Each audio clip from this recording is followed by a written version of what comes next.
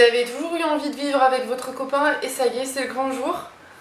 N'hésitez pas à regarder cette vidéo pour quelques conseils et je vous explique comment ça s'est passé pour moi. Hey tout le monde, j'espère que vous allez bien. On se retrouve aujourd'hui pour une toute nouvelle vidéo où on va parler de vivre avec son copain ou sa copine, bien sûr. J'espère que cette vidéo va vous plaire, donc c'est parti. Alors il faut savoir qu'avec mon copain, pendant plus d'1 an et demi, on a cherché notre petit coin de paradis. Et on a enfin réussi à trouver, grâce à mon père, notre petite bulle, on va dire.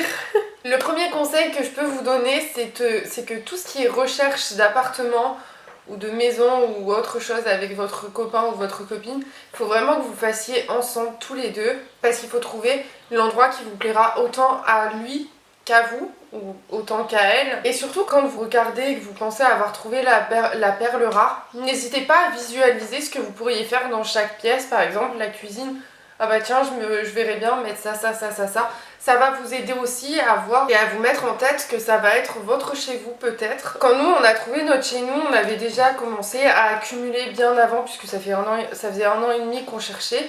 On avait commencé à accumuler le petit électroménager. Donc quand je dis petit électroménager, c'est tout ce qui est cafetière, les casseroles, on avait aussi les assiettes, les verres à vin, les verres arrosés, les verres tout court.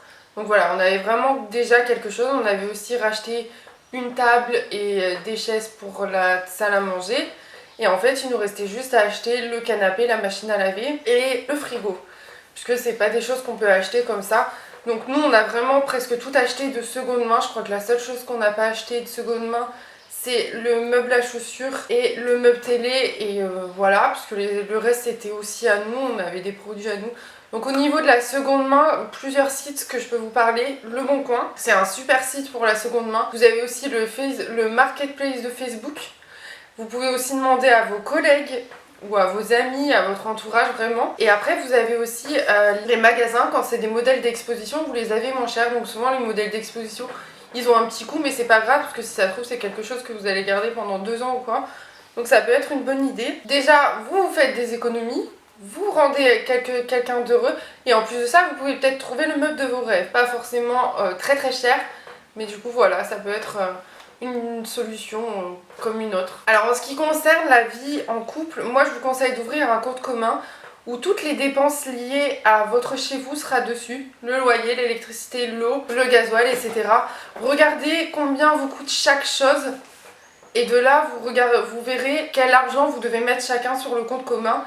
Et ensuite regardez de votre côté ce que vous dépensez et du coup ce que vous pourrez mettre de côté par exemple.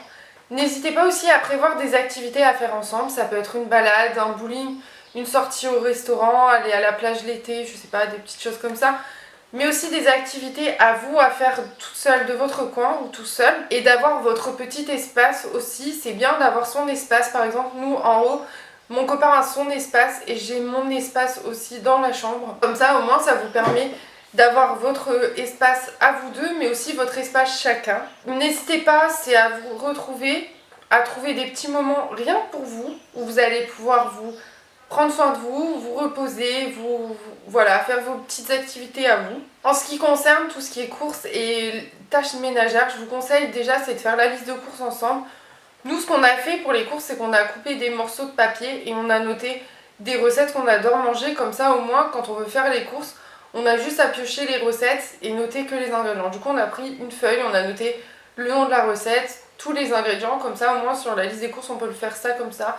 On la fait tout le temps ensemble. On fait aussi tout le temps les courses ensemble. Et pour les tâches ménagères, n'hésitez pas, c'est à faire une sorte de planning. Comme ça, au moins, c'est vraiment réparti entre vous deux. Et il n'y aura pas de dispute juste pour ça, quoi. C'est les seules choses qui me viennent en tête pour au niveau des conseils. Et de mon expérience, n'hésitez pas à me dire en commentaire si vous avez des questions, j'y répondrai avec grand plaisir.